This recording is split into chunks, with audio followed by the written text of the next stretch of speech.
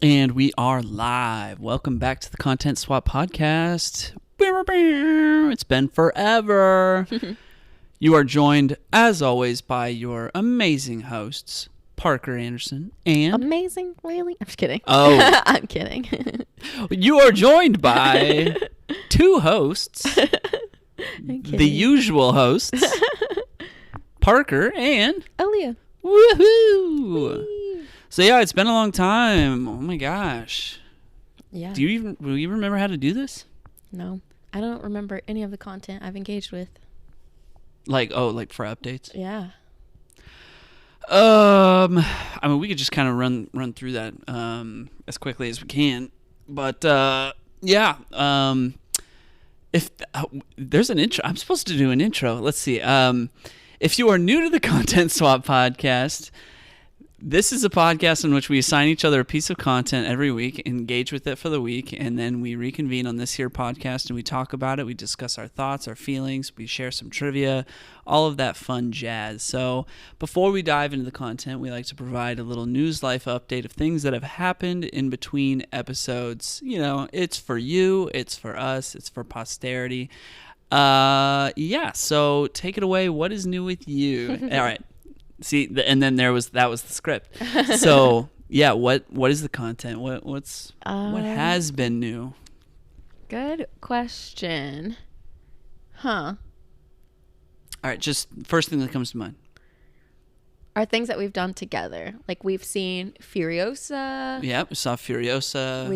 I saw the TV glow. I saw the TV glow, yeah. Glow. I added an S. The glows, the plural glows of the TV. Yeah. Those two come to mind. I think outside of that, I don't really think there has been anything new for me. I got into like a binge of Love is Blind for a little bit of time while you were gone. Yeah, you might have. Oh, yeah, okay. Did you talk about that before I left? Regardless. Maybe. Well, talk about it now. But I did finish it. So I finished season 3? 3? 2? 2? Then 3? Whichever one had Cole on it. I finished 3, that. I think. Are you sure? That Doesn't wasn't matter. 2? I don't know. I finished season 2 and yeah, I don't know. I have been really enjoying Love is Blind. I'm like super late to it. And like now, I mean, I'd seen things about the different people on social media. And you'd seen the first season before. I'd seen the first season, yeah. Like when that first came out? Yeah. But then I never watched the rest of it because I just like I'm not big into dating shows. Hey, dating games are I'm not big into those either. Yeah, no games. I'm not here to play games. Truly. But yeah, I decided to just like I needed something that just you don't need to think about and you can kind of put on in the background, especially like when I was working and things like that. So got into it and got sucked into it. I think I finished season 2 and 3. How many seasons of this exists now? I want to say there was like 6 at this point. 6? Oh man. But I could be totally wrong. Okay, so it's like a one a year kind of type deal. Yeah. Yeah. That feels right. It's been around that long. There's 6 seasons. Wow. So I think I finished 2 and 3. Yeah. And yeah, they were wild. I know I'm like never ever rooting for the couples. Season 1, I was definitely rooting for Lauren and Cameron because they were just so cute. And they worked out and they're still together today. But nice. These new seasons, I'm like, none of you should be together. It sounds like you got to watch the newer seasons. Yeah. And find out is love truly blind? Literally. Nick Lachey comes in. So I feel like that's really all that I've been. Oh, I did a rewatch of season 2 of Jujutsu Kaisen. In one day. Not all of it though. Well, we didn't finish the last episode. I think we had like 3 or 4 episodes left. No, we were on the very last one. No, we weren't. Yes, we were. And then the power went out. We watched. Or the internet went out. The internet went out. Oh. We watched the Thunderclap Part 2, right? Yeah. Yeah, there's like 3 more episodes after that. I swear we just had one more episode left. Okay, well we watched the one. It's when Sukuna fights that like monster that Megumi unleashed, right? That was the episode. We got past that. That was okay. You know what? I'm gonna stop talking. I fell asleep, so Like, yeah, we got past I don't that. actually know what the last episode we watched was. We got past it, and we only had one more episode left, and then our internet went out because it was a storm. So That's true. so we didn't get to finish that. But yes, so I did that, and then that's really it. I think for the most part, I'm sure I'm forgetting stuff, but I don't know like what I talked about last time because it's been so long, and everything's a blur. Yeah. We talked about Knuckles last time, so yeah, we talked about that. Yeah. Well, all right. I'll you? speak for myself. I started the Fallout show. I've only seen the first 2 episodes. I mean, I started it weeks ago, but yeah, I've only seen the first 2 episodes. But so far, I'm liking it a lot. Like it's actually really well done. It's entertaining to watch, and it's incredibly faithful to the video game that it's adapting in a multitude of ways. So I'm actually quite pleased and shocked that is as good as it is. I guess it just kind of speaks to the quality of the intellectual property that's being adapted there. So yeah, I'm gonna keep watching that. I mean, it's got 8 episodes, so I'm a bit behind culturally speaking, but it's great. It's great. Go watch it. Aside from that, I had my bachelor party. That was a thing that happened. Got to hang out with some friends in Palm Springs. Turn up. That was a great time. We got to do a ton of different cool stuff. We went golfing. We went mini golfing. We played Mario Golf. It was really just a time to go golf with my friends. No, it wasn't all about that. That stuff was just kind of like, it just happened to be that way. We did plan to golf, but we did like bumper boats and like go-karts and eating food and just, general bonding activities in which we have historically bonded over, such as Super Smash Brothers, things like that. And we had a Smash tournament, and I did not win. But it was a great time. It was fantastic to see my friends. Aside from that, I went camping last weekend for the first time. That felt like a big deal. There was a thunderstorm that night, so it was very different and kind of soothing to be in a tent by myself in the darkness during a thunderstorm, like not being rained on at all because I'm like in a perfectly well put together tent, and it's just like me, my little light, and my book, and I got no cell phone signal. That was kind of a vibe. I read my book for about an hour until I was like, it is still raining outside, and you know what? It's kind of scary. But all in all, I went to sleep, I woke up, my friends were still asleep, so I just, read my book. And that, there's something about reading a book when that's literally all you can do. That was kind of nice. Yeah. Yeah. Did all that, and then Paper Mario Thousand Year Door came out. The remaster, a little bit of both. Mostly the remaster on the Nintendo Switch, and it is fantastic. That is like one of my favorite games. It's maybe like my second favorite game behind The Legend of Zelda: Ocarina of Time. It's so good. They did such a great job remastering it. It's exactly as I remember, if not better. And it's beautiful, and I'm just here for it. I'm enjoying every minute of it. I don't know if did I talk about Animal Well last time? I don't remember a thing. So this game, Animal Well, came out on the Switch, and it is so good. It's the first game to come out from Video Game Donkey's publishing house, Big Mode, that he started with his wife. And wait, this is the Pixel game, right? Yeah, I think it's the Pixel game. Oh, we did talk about it. Yeah, you said it was your favorite because it was the most quiet. Yeah. Yeah. All right. Well, I played a bit of that. It's still great. I played a lot of it in airports, and my buddy who lives locally just started it as well. So I'm excited that somebody else I know is playing this game, because it's a game that you have the best experience from like not looking up anything and kind of just figuring things out by yourself.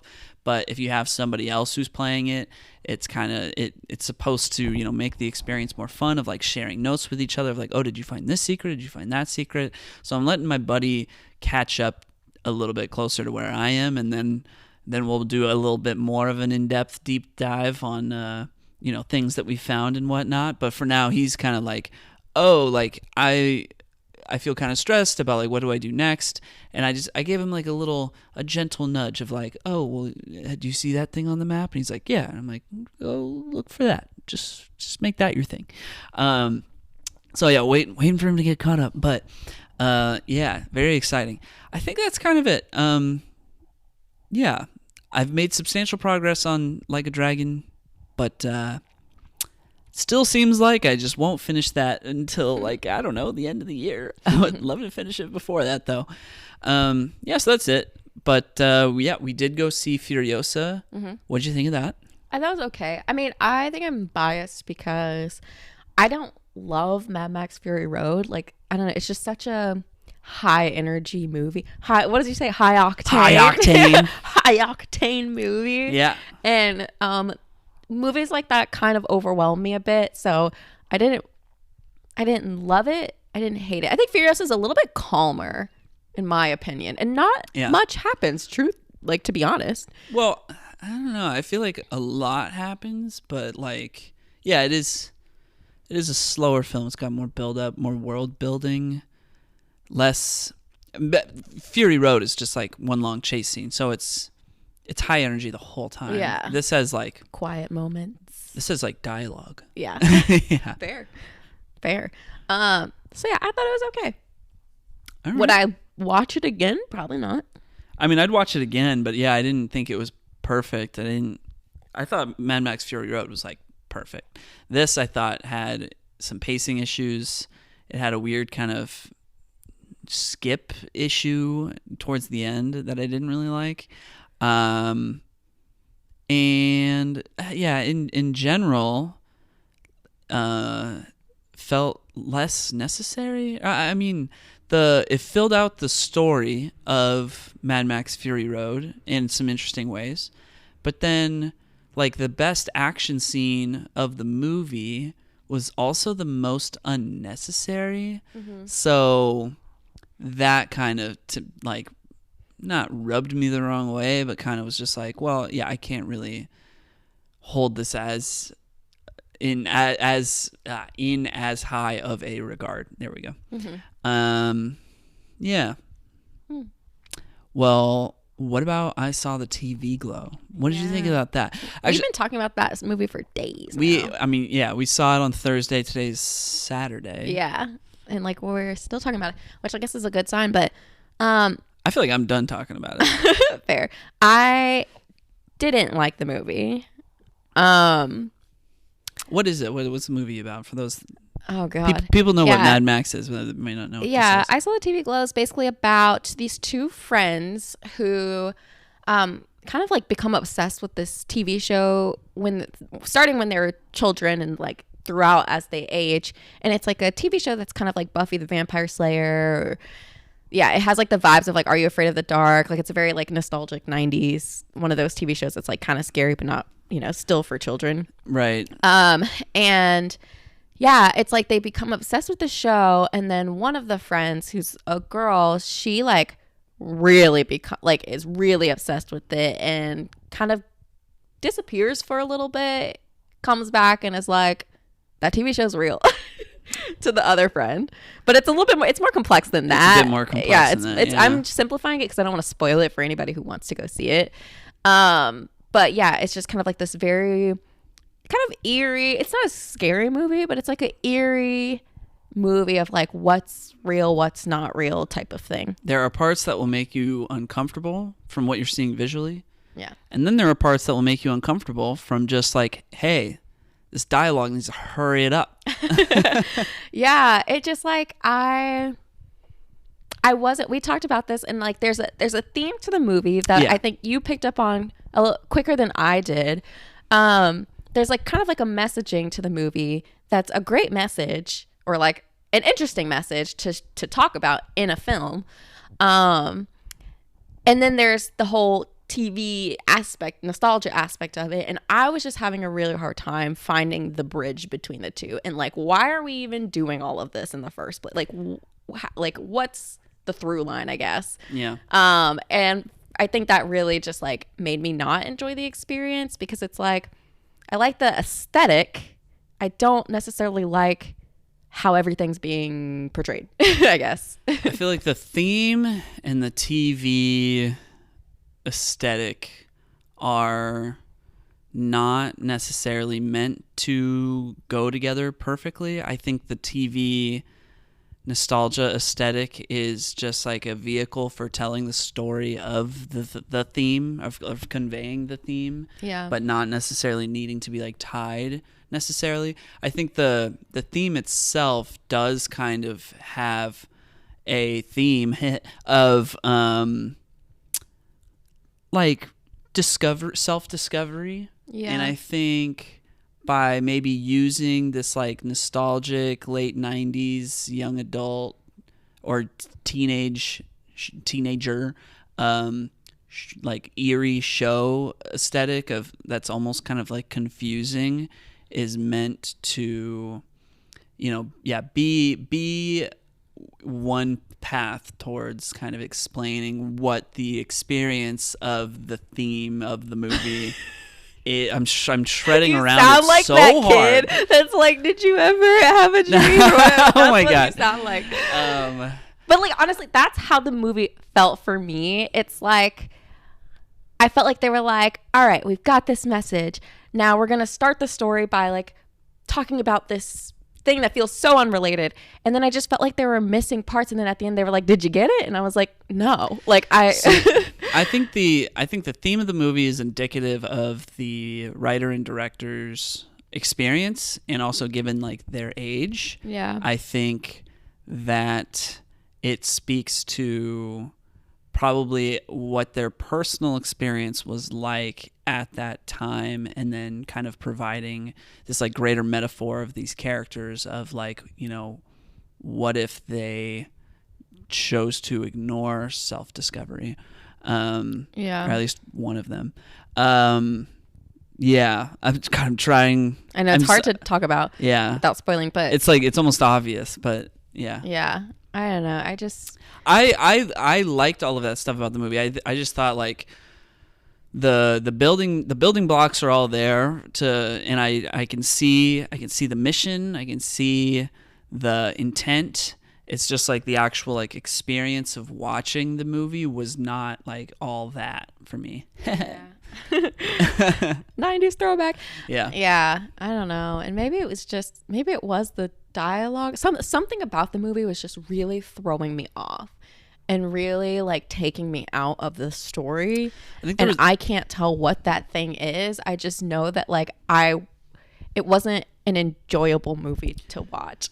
I think there were bits of dialogue that could have been like shaved down and were a little bit self-indulgent, too like it just unnecessarily too long. But I think also I think my big problem is that Justice Smith's character talks to the viewer at certain parts of the movie, and I don't think that needed to be there. That to me didn't make sense. Like there wasn't a reason for that, and I think that was one of my bigger problems. Kind of explains the reason for that. And then it's like a whole thing, but I think given the explanation that all right, given that, I think there just could have been done a bit more powerfully, a bit more like including the audience, like fourth wall breaking a little bit better. Anyway, we don't have to keep talking about it because it's like we're giving away the whole movie without saying anything about the movie. Yeah.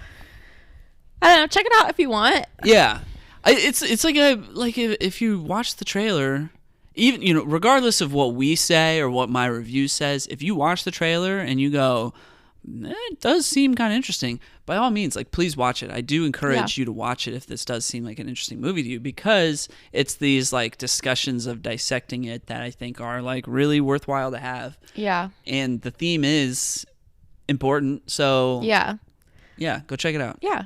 I like want to root for the movie so hard. I think there's something about it that is holding it back. It's like keeping me from being like, that was great.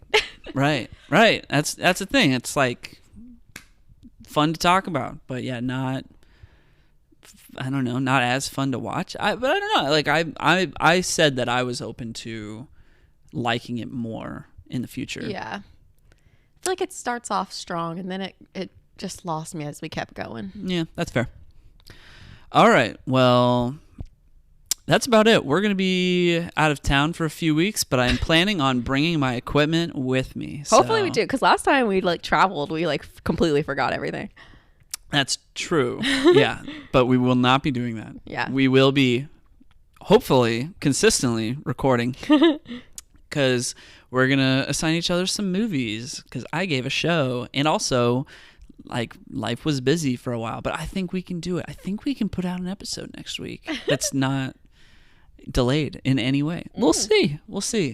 We're on the road to 100 right now. Yeah. That's the goal. 100 before the wedding. Nice. All right. So with all that being said, should we dive into the content? We should. All right. I think I'm first. I think you are. So I was assigned a like YouTube show called Double Fine PsychOdyssey. Docuseries. A YouTube show sounds it's on insulting. YouTube. I mean, it's a docuseries that's on YouTube. It's not a YouTube show. Okay. A docuseries on YouTube called Double Fine PsychOdyssey. I don't know when it came out. When did it come out? 2023. Got you. 2023.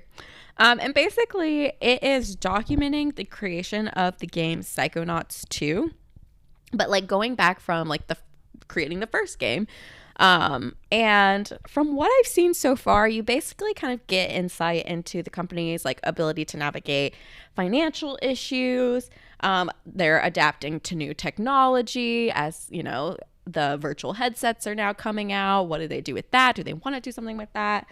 And also they're just having a hard time kind of figuring out what to prioritize within the company and like who should be working on what project, and things like that. So that's what I've seen so far of the show. I don't know if there's like more that gets uncovered as you continue to watch it, or if it's kind of the same, more of the same thing.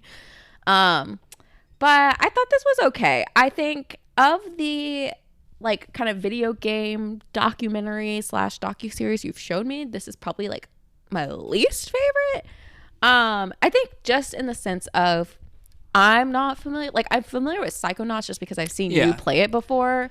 Briefly. I mean, I never even finished Psychonauts 1. Yeah. But I've played maybe at least half of it. Yeah. So like for me, I like have no awareness of the impact of Psychonauts and like the fan base behind it and things like that versus like, for example, when we watched the one that was about like the creation of the second God of War, right? It was about the first God of War. The first God of War.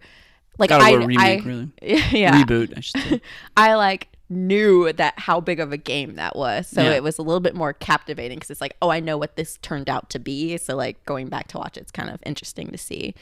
And I also think like having watched those before, this felt just like more of the same of that, but like for a less known game to me at least. Yeah. So it was okay. I didn't mind it, but I didn't like it wasn't hooking me enough, I guess. Yeah, and that's fair. I mean, we only watched 3 episodes, and each episode is like 45 minutes long, and it's 32 episodes. So it is a very long endeavor to get through all of this. And frankly, like I haven't done it yet. I've only watched 5 episodes of it. I was hoping we would watch beyond 5 episodes, but yeah, just now we only watched 3 episodes. I mean, but that's like a whole movie long. Right. We watched 2 hours worth, and that was just 3 episodes. That's wild. So that's like I'm like, what all do they have to say? It's like 21 hours long. But see, here's the thing. Here's why I think like the reason it didn't really hook you or grip you or present itself as being like more interesting than the other things that we've watched is because it's so long. It's like you do have to go along the full PsychOdyssey to get the full picture of like what makes this docuseries or just like telling of like the development process unique. I mean, one, it's the fact that it is so long. It's like in the trenches on everything. It's like they're not trying to they're not trying to like make things look prettier than they actually were. It really is just like a pure documentation of the process of getting this game developed over the course of like 7 years. And it's the fact that it is like, yeah, we watched the first 3 episodes, so it was all kind of like taking place within the same amount of time in 2015, but it's like the more you watch it, like the time like goes by and like years go by, and you'll be on episode like 25 and you're like, man, it's been 5 years since episode 1, and like that's a pretty crazy, I think, thing I'm like, who's to paying experience. to like have the people film this? I wonder that. I'm like, maybe that's the company, financial issues. Right. The company must be, or they might just have their own internal staff that does it. Because I know that this isn't the first time this company has done something like this. They did Double Fine Adventure, which I think was for their game Broken Age, which came out in like 2011, or at least in the early 2010s. So they have a habit of doing this. And Tim Schafer, who's the studio head and like creative director of the studio, is a very prolific game maker. He did work on like the Monkey Island games, which are very influential. He worked for LucasArts and in the 90s, which, yeah, they were making some pretty incredible stuff. And then he broke off on his own and went and made Double Fine, the studio, and then their first game was Psychonauts, and it released on the Xbox, and the whole first episode is about that. But yeah, what makes this in particular, like, again, having only seen 5 episodes, but it's just like based on what I know and the rumblings I've heard of, other podcasts that I know talking about it, it's the fact that it is, this 7-year process. But specifically, it's interesting because it's the development of this game from 2015 to 2022. And when you think of all of the different cultural moments that happened between 2015 and 2022, it's like those are all in there. Like, there's a big disclaimer at the beginning of every episode that's like, hey, this is a pure documentation of like a studio that has grown in many ways over the course of 7 years and like adapted to the cultural norms of the time. But like, yeah, you might see certain ways that people interact in like 2015 that we wouldn't consider culturally appropriate now, and that's super interesting. I mean, like, you got the like Donald Trump got elected in 2016, you got the Me Too movement in 2017, you've got COVID, Black Lives Matter, like George Floyd, and at some point their studio gets acquired by Microsoft, and that's like a whole, like, what is it like when your studio gets acquired by like the big corporate machine? So like all of that is in there, and to me that's what like makes this something that I've always wanted to sit and watch all the way through, just based on knowing all of that. But yeah, again, like, it makes sense that we only got 3 episodes deep, because again, that was like 2 hours worth of stuff, and it's so long. Yeah, it's a commitment. Yeah. So knowing all of that, what do you think? I mean, I'm still not interested. Yeah, that's fair. I think because I'm I mean, interested or not, I guess just like, does that paint a better picture of it for you? Sure. Yeah. I mean, that is cool to, like, I think reflect back on that. I think for, like, whether or not people watch this series or not, I think it's cool for them, like, to be able to reflect back on, like, where did we start? And, like, look at how far we've come. Like, I think if I were working on some sort of creative project, I think it would be super awesome to have that documented. But, yeah, I don't know. I think it's like I would have to see it to know how I feel about it. You know what I mean? Yeah, that's fair. That's fair. I just like, I knowing all of that and then having seen what we saw, it's like it is very in depth, and it is very like it just shows you the, like, hey, these guys are 2 engineers that have been here for a long time, or this guy's an engineer, this guy's an artist, they've been here for a long time, and now they're going to be leads on this like VR spin-off game that we do, and it's like, let's see how they do. And it's like, that's so stressful, right? It's the fact that something like that would be so stressful, and then you just get to like watch it and see how it's like getting to be a fly on the wall in all of these different creative meetings that like get something like a video game, which is like such a complex piece of technology and art intertwined together. That is like, that's super interesting. And it's like, a 7-year development process. That's wild. Like I think like it's an amazing cultural artifact to exist. Yeah. In both how it documents that whole creative process so true, but also with all of the different big cultural moments that happen along the way and how those impact like the studio's culture. Like you compare how it is in the last episode to like the first episode, and I imagine, I don't know, but I imagine like it would be like, wow, this whole community of people that work at this company has really just like metamorphized over the course of 7 years. Yeah. I think what I do like about it is like the development of the game itself, I don't really care about, but I do like seeing like the people make decisions of what's best for them as humans. Like there was like a guy who was like, the company's kind of struggling financially and like, I have a family, I need to like do what's best for me. And he left. He was like, I don't think the company was struggling financially at that time. Well, he was talking about how like they're not getting paid. They weren't getting paid enough for like all the hours they were putting, which like maybe that's just like a typical game thing, not necessarily about the finances of the company. I mean, they are in San Francisco, so like it's like that whole area is a very expensive place to live. Yeah, but he was kind of talking about how like they're not being compensated probably what they should be getting compensated, and like for the well-being of him and his family, like he was like, I'm just gonna have to go.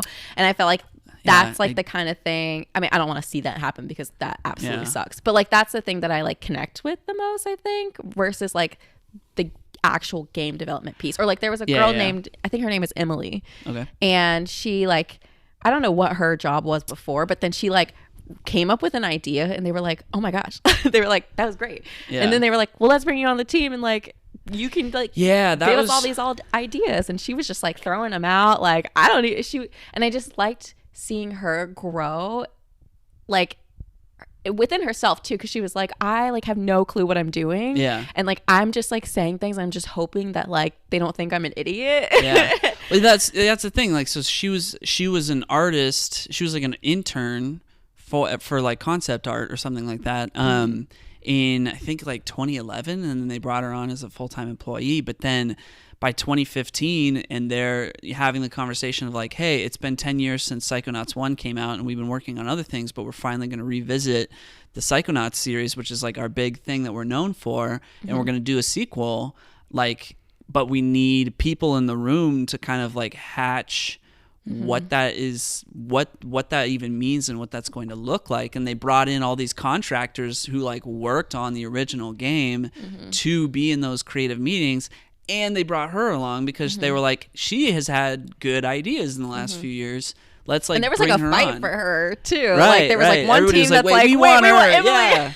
And I was like, yes girl, right. being and then, in demand. And then us as people who work for a living, and like I've been doing a lot more project management lately, like this stuff is super fascinating to me because it's like getting to learn from the experience of other people who are doing similar-ish type of work, but at like the highest creative level. So I like the people part of it. Yeah, absolutely. Yeah, no, I mean, I never even played Psychonauts 2. I'm like, and I mean, if and when I finish this, I'll go play Psychonauts 2. I mean, it looks great. It was nominated for Game of the Year. But it's not the fact that it's Psychonauts that gets me jazzed up. It's really the rest of it. Yeah. I like the one dude who like, I think he ends up being one of the two guys who like, I don't know, leads the project. And he was like, I never wanted to be a leader. Oh yeah, he was like, talking about I don't want to do this, but I guess I will. you get so good at something over such a long period of time of a long career, and like at a certain point you do need to start managing other people and like fostering the talent of the next generation, and then through that process you're then doing less of the thing that you were originally so talented at. And that's heavy stuff. I mean, that's life stuff. And that's, again, super interesting. I'm getting jazzed up just talking about it. I want to go watch it. Have fun. All right. As long as I have your blessing to watch it, continue watching without it, without you, then for sure. I'm cool with it. Yeah. Cool. Any other thoughts? No. All right. I don't have any like particular. I mean, it's like a docuseries, so yeah. that's like it is the fact. I think I just said everything I know. So yeah. Yeah. Okay. Cool.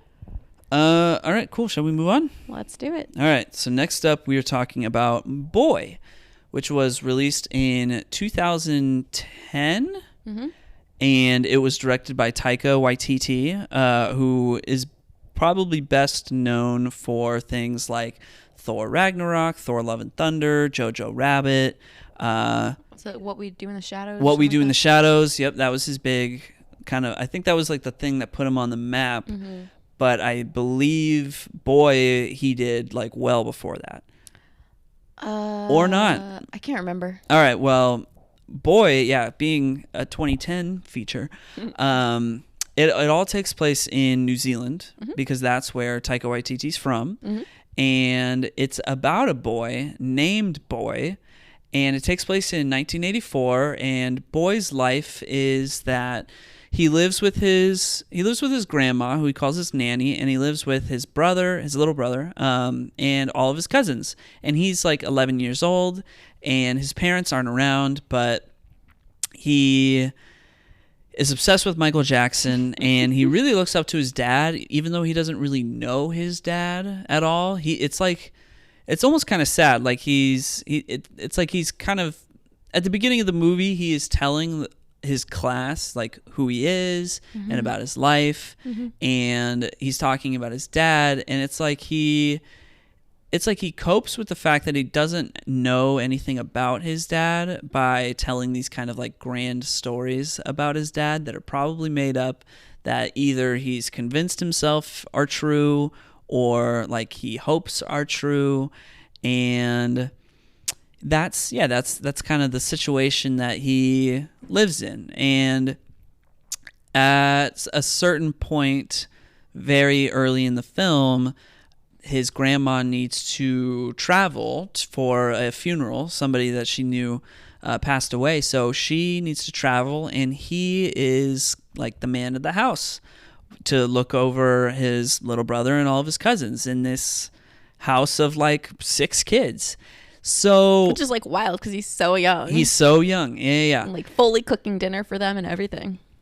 And so his one night, like his dad just kind of shows up, and his dad's played by Taika Waititi, and his dad's there with his friends, and he's like, he's like Taika's character, his name's Alamein, which Boy, his real name is also Alamein, but they just call him Boy.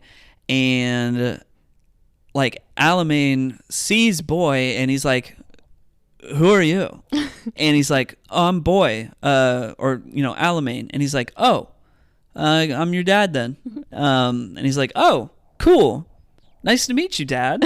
Yeah. And then he's like, hey, little brother, Rocky, like, you want to come meet Dad? And then he like says to his cousin, like, hey cousin, like, you want to come meet your uncle? And they're like, great, another uncle.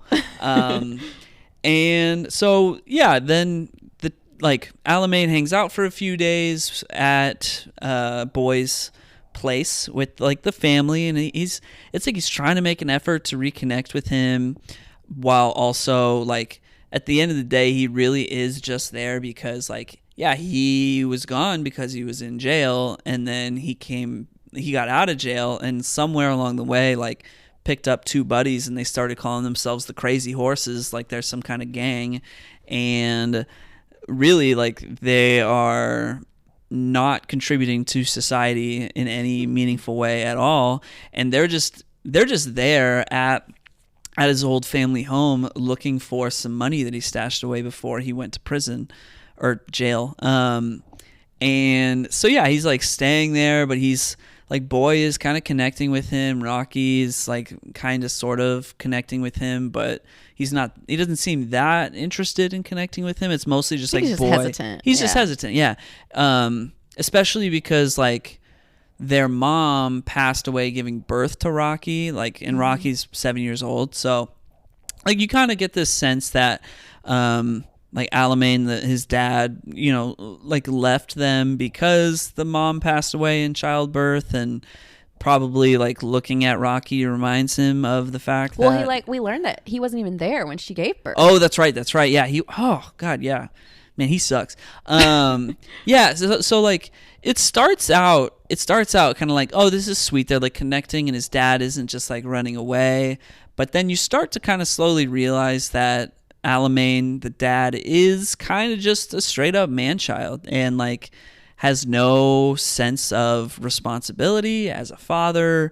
And what makes it especially sad is that Boy like continues to look up to him. And yeah, it's just, you know, it starts fun, but then it just slowly kind of devolves into like, hey, this guy's a really bad influence, and I kind of want him to leave because he is like taking advantage of his children. He is like not really, he's just not being a positive role model, and he's like causing Boy to, you know, adopt these like really unhealthy bad habits. Like Alamein decides like, yeah, I'm going to have a party with all my mates. And so a bunch of people come over and they're like drinking and stuff, and like Boy's hanging out with them, and Boy is drinking. And then one of his cousins kind of comes into the shed where they're all partying and is like, Boy, you didn't cook dinner for us. Like, we're all hungry. And he's like, I'm sick of you hassling me like dumb kids. And it's like, that's sad. Yeah. So yeah, it's got that like it's got a very Taika Waititi style to it, and yeah, like really the whole thing is that, you know, it starts off cute, and then at a certain point it's not cute anymore. It's upsetting, and it just and it's a very slow gradual decline, and I think that's. I mean, it's astonishingly well done in that regard. Like it's pretty. I mean, it hits by the end of the movie. You're like, oh, oof. But it's not like blatantly sad. You just kind of like, oh no, it's like comical throughout. It is, well, yeah, it's comical. It is comical throughout. It does have levity, but like you slowly. You don't just like, it's not like something like boom happens and you're sad. It's like you slowly decline into a sense of sadness. Yeah. Watching it. Yeah. And that's pretty good. Yeah. I have a question for you. Like, how did you feel about Taika Waititi's character at the very end of the movie?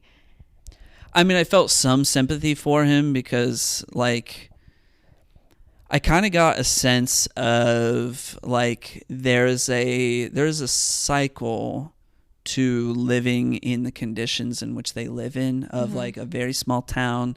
There aren't really any jobs, and you know, his like, you want the best for Boy, but he doesn't have a positive role model. His only role model is his dad.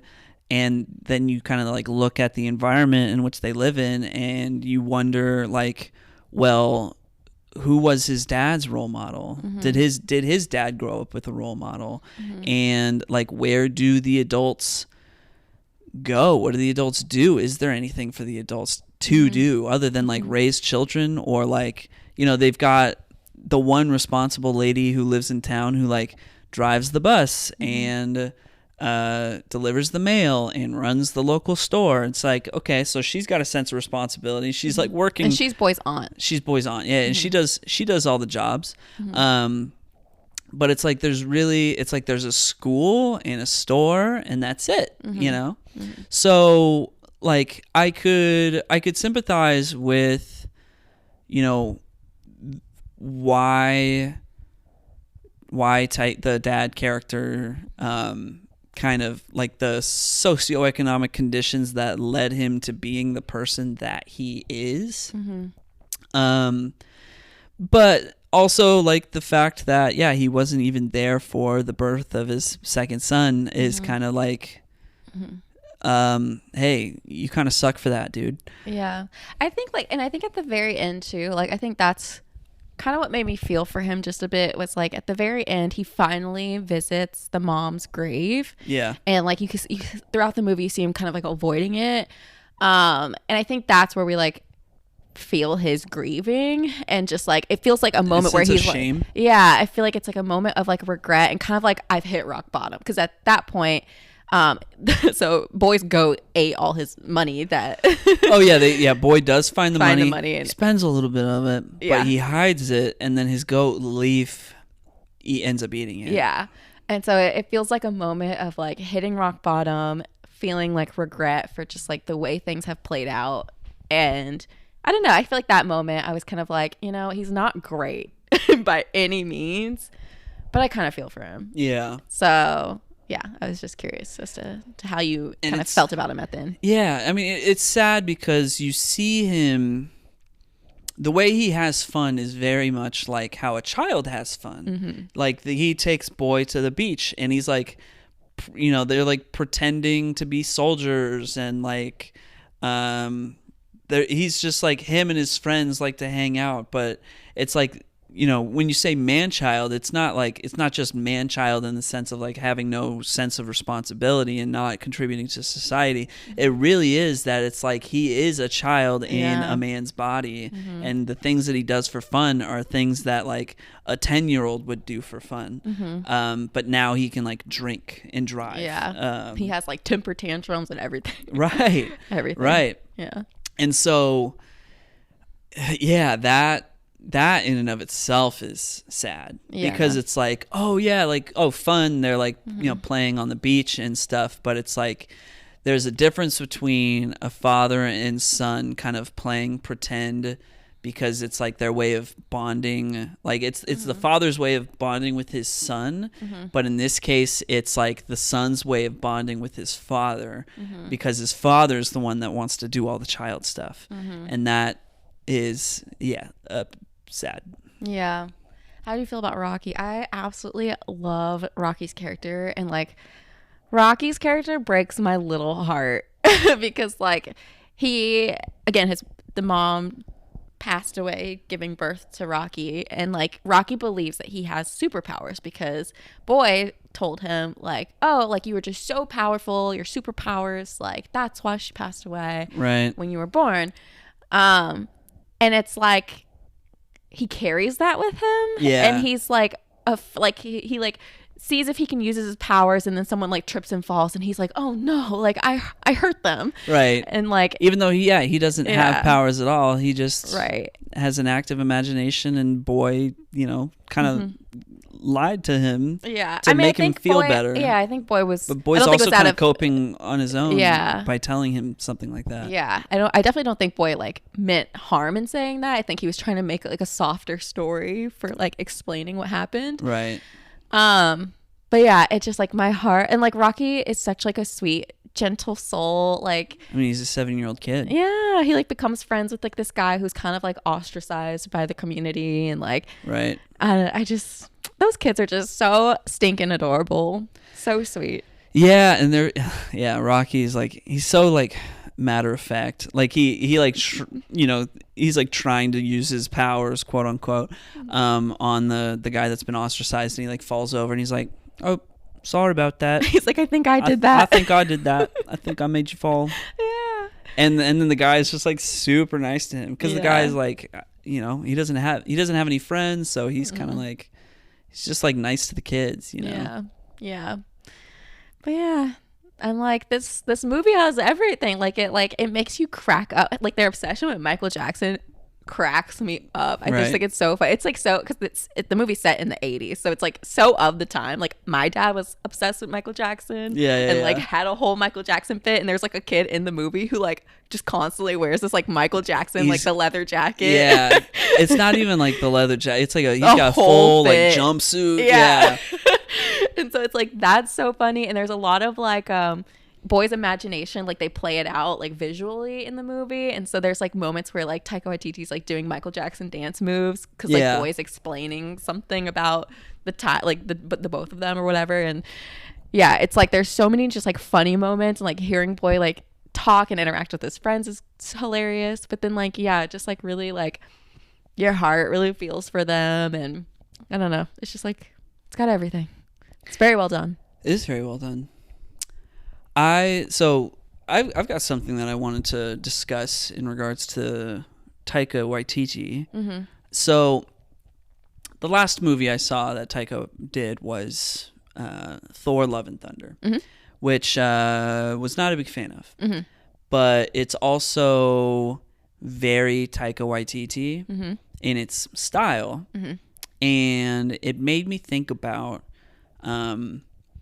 are there times where filmmakers or artists, are there times where their style kind of has like a moment, like an appropriate like moment in culture where it's like, yeah, that style is like exactly what the culture needs and people are like craving and want. But then, as time evolves and more art gets put out there and tastes change, is it, like my inclination would be to say like, oh, it's just that the like creative spark isn't quite there with that creator anymore, and like they their old stuff was better and their new stuff just isn't as good. Like, is it like at what it just made me think a lot about like, at what point is it that the creator just isn't as good anymore, or is it just that their style had its moment and kind of like we're no longer in that moment anymore, so we just don't digest it quite in the same way? I don't know. I think it's a bit more complex than that, because for me, like this movie, I think what makes Thor: Love and Thunder so like where like we were really not feeling it is like, especially with Marvel, like Thor's such a kind of very out there concept. It's like very mystical, very magical. And so then like having Taika like kind of up the ante on the comedy of that and like the mysticalness of it made it feel really silly. Yeah. And like none of us could connect. Right. It, like we couldn't connect to it, versus like watching this, even like post that, like this, I'm like, okay, this is grounded in something. Like this, I'm feeling real things from the story. It's still the same Taika style, but to me, it doesn't feel as silly, because it's like it makes sense to have this kind of humor because we're kind of viewing things from this child's perspective. And then like, because you do have that really like emotional kind of connection to Boy, to Rocky, to all the different characters, it makes it better. So I think it really depends on the content of the movie, like what is the story? Because I think, if you have kind of a Taika Waititi style with something that's already very hard to believe, like you have to suspend your belief, then it can get a little too much, like too like, eh. Yeah. I guess like taking Thor out as an example, that was just the example I used because it was the one that kind of came to mind. But I think there are kind of like other conditions with the fact that it is like a Marvel movie, and during like inarguably the worst phase of Marvel, right? So that's not working in its favor. But I remember seeing like this. There's like Taika did a new movie recently called Next Goal Wins that like I heard. I only saw like one review on it that was just like, like I don't know, it just kind of feels like Taika's lost his touch, or just like this just isn't very good. Yeah. But it's about an American Samoa soccer team, and so it to me, that's like, okay, like that feels like a Taika doing, this like the telling stories of his experience and his culture, but like as a more experienced filmmaker now. Yeah.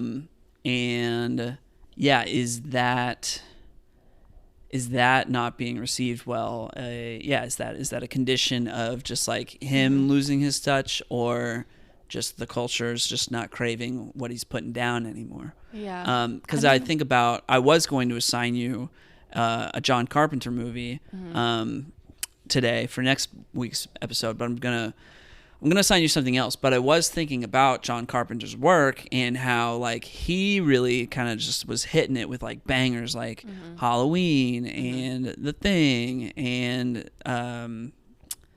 Escape from New York. And then like, sometime in like the 90s, Escape from LA comes out, which is like a sequel. It's just like inherently just not going to be as good as the original. Yeah. But it's like weird and kind of goofy, and it's like people just like weren't feeling it. But then I remember like a year or two ago, some game was announced, and it was like whoever made this game partnered with John Carpenter, and that was kind of like their big piece of marketing, was like, oh, John Carpenter's like American Nightmare or something like that. And people just looked at it and were like, this doesn't look good, Yeah. And it's like, John Carpenter hasn't really directed a good movie since like the 80s. Yeah. So why would I be excited when it's like this?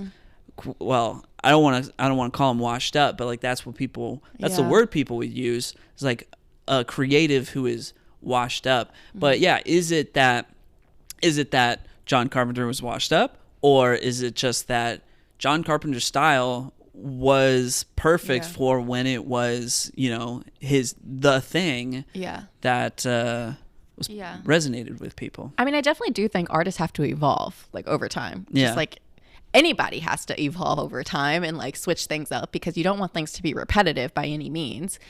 But I also, like, I imagine it's just so hard, especially for someone like Taika, who has a very distinct way of storytelling. Yeah. And, like, that's what they're known for. Like, it's got to be hard to figure out, like, how much of that do you maintain in the projects that you continue to do without, like, completely losing yourself and, like, losing, like, what you enjoy doing.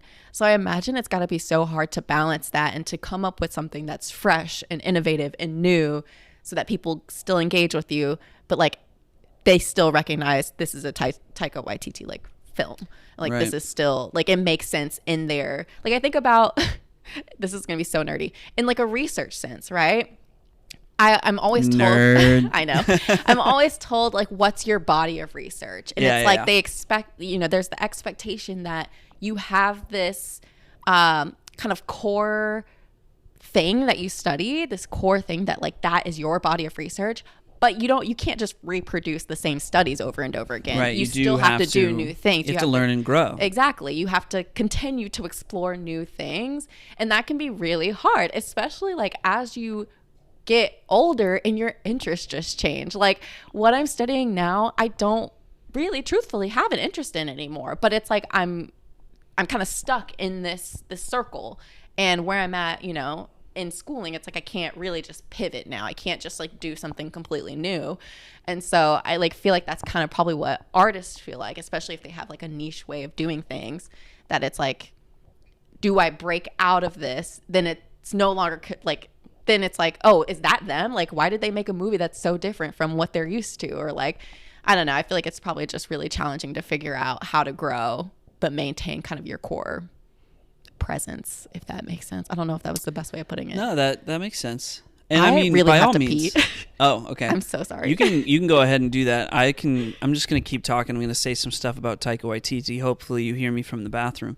But I mean, by all means, I think Taika Waititi still has it in him to be a like good creative. Like he still has it in him to be a strong writer, director, actor in his movies. Because look at Jojo Rabbit, for example. That movie came out in 2019 and it's got a 7.9 on IMDb. Like by all means, that is a good movie.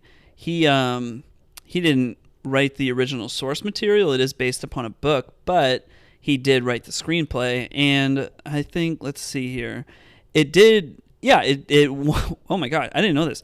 It won an Oscar for Best Adapted Screenplay for Taika Waititi, and then it was nominated for Best Picture of the Year. It was nominated for Best Actress, Best Achievement in Costume Design, Best Achievement in Production Design, Best Achievement in Film Editing. Granted, he didn't do all of those things, but, it was nominated for all those things, and he's the person that won. So, my argument may not necessarily hold weight, or at least this like thesis that I have of like, do artists have their moment and then it's gone and it's lost, might not hold as much weight. But I do look at his filmography and it's like he does have some really good movies, but then you look at his most recent movies and he's writing and directing every single one, and you look at them and you go, not that good, and you wonder like, does this man still have it in him? I mean, he's attached to make a Star Wars film. Are people going to want to see that? I don't know. Hopefully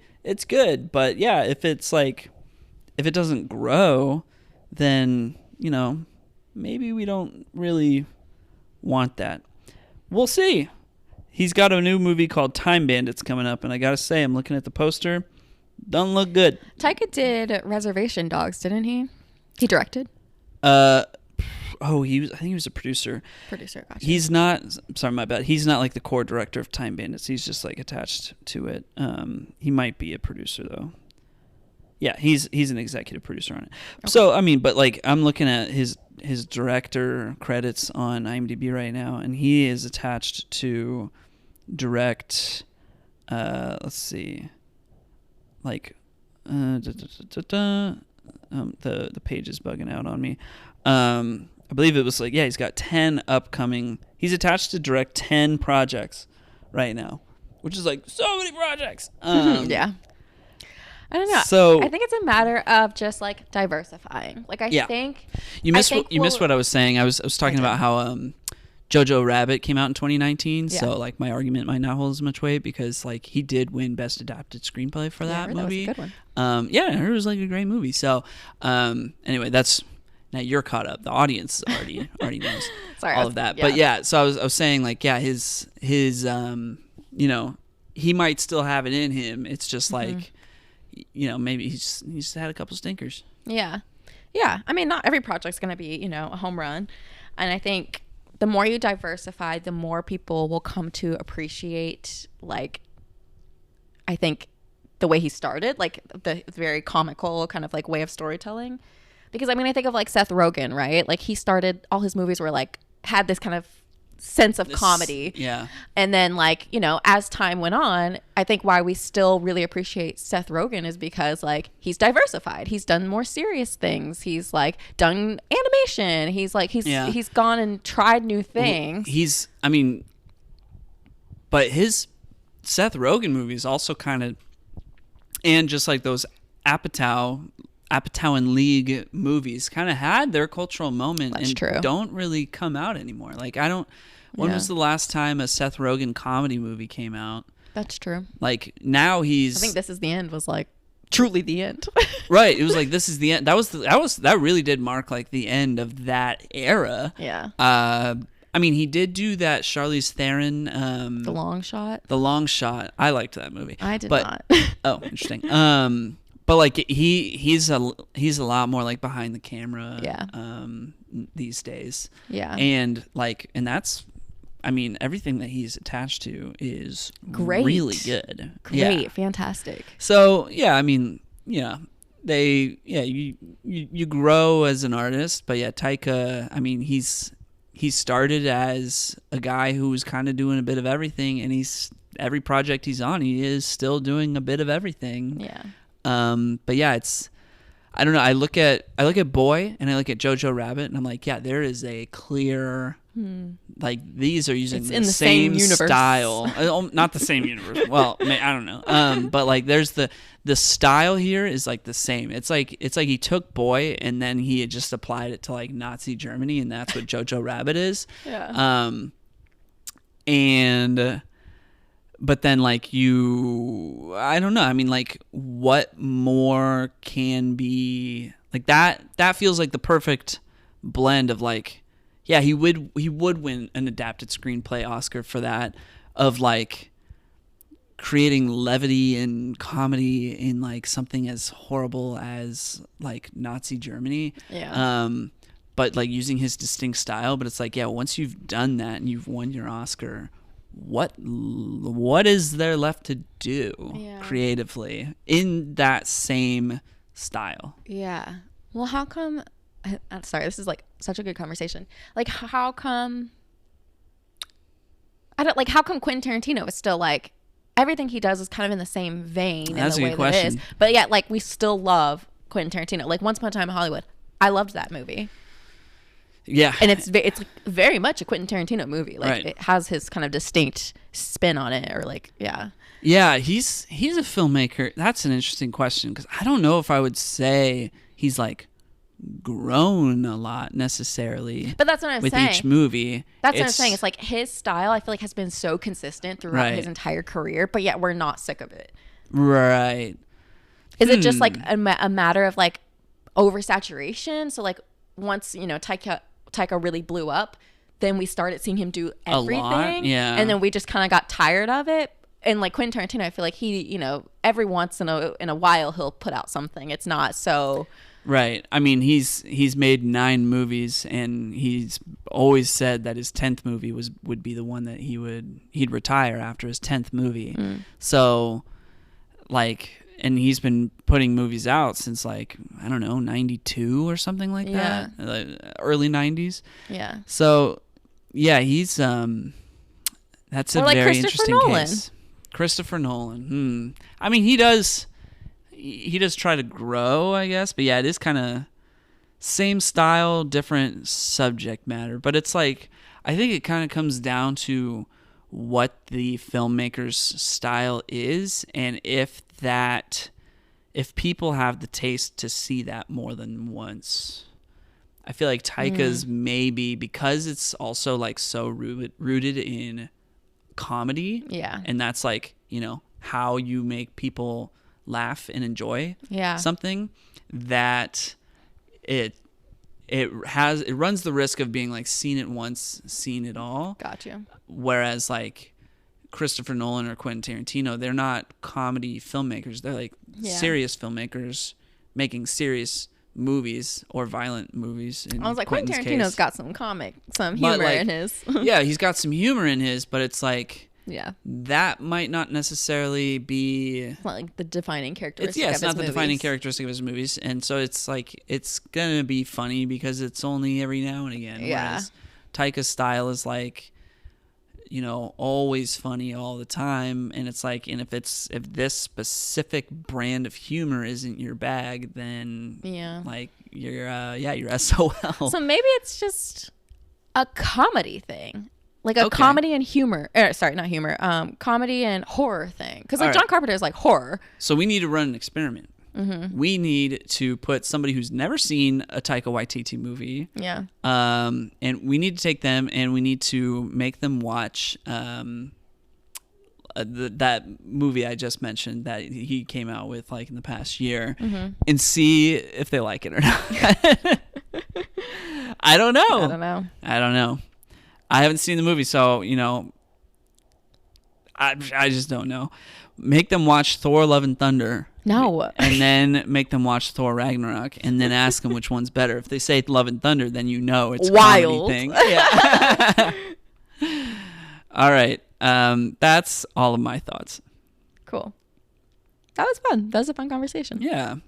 Did you have any like facts or anything to share? I literally forgot I'd never shared facts. facts. I mean, we could just skip the facts. I don't know how that would be a good time to end the conversation. I have 4 short facts. All right, go for it. The first is that Taika raised $110,000 via Kickstarter to distribute this film in the U.S.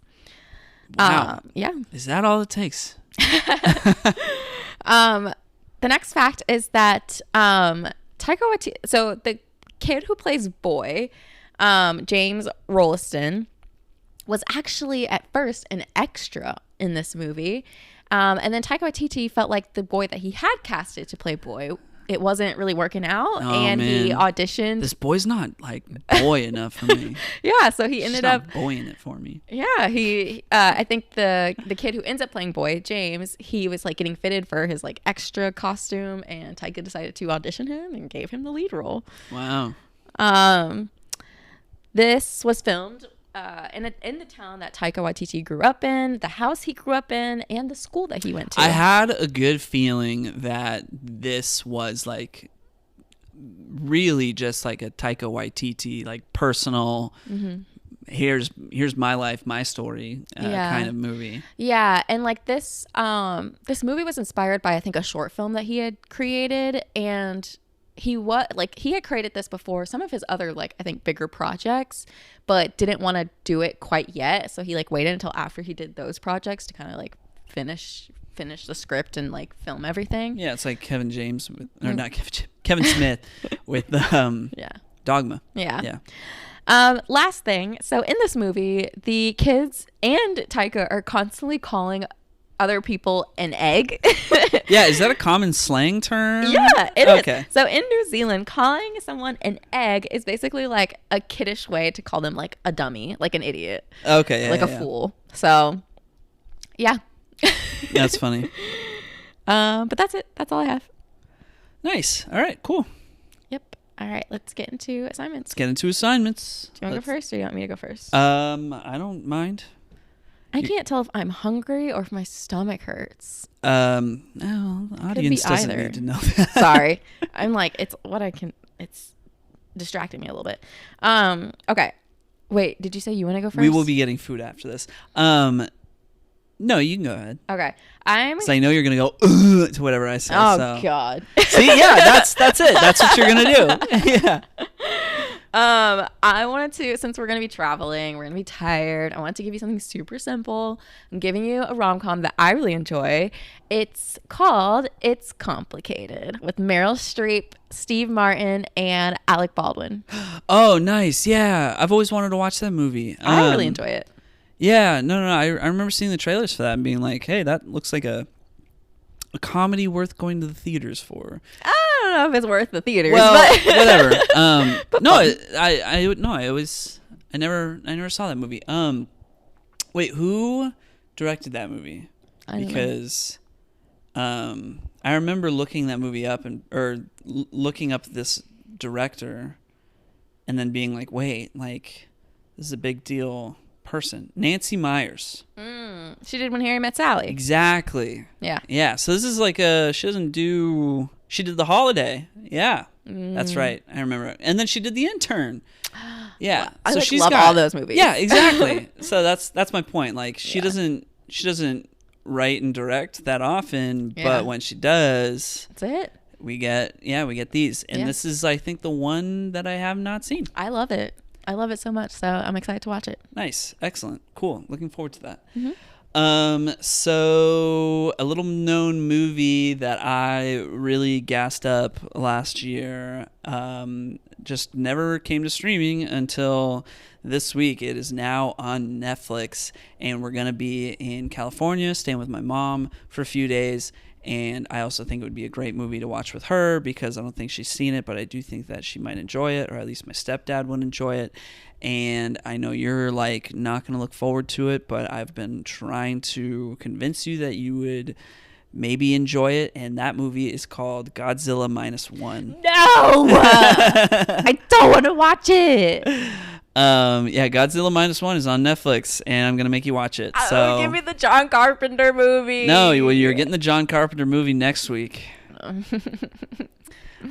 So you asked me to go to this movie like 3 times in theaters, and each you never time went. I was like, no. And you never went. But if we're at my mom's house and everybody is like, yeah, let's watch Godzilla, I know, I'm not gonna be like, no. Like those are optimal conditions for you. So my people pleasing. You're taking advantage of it. Yeah. My I can't say anything otherwise. Yeah, and you have to do it for this podcast that your fiance so graciously asked you to. I really hope your mom's like, I'm not watching to do this episode.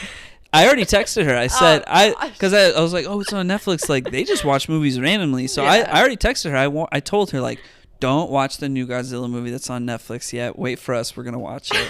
And she gave me a thumbs up. I know. They're willing to watch anything. Yeah. So, very excited. Yeah. I'm excited to watch your movie, too. I think it'll be a good episode. I'm very excited to watch that. So, I think your parents would like that if they haven't seen it already. I'm sure my mom's seen it. But yeah. If not, she would enjoy it. All right. I feel like your stepdad loves romance. He does. All right, great. So next week we have It's Complicated and Godzilla -1. It's going to be good.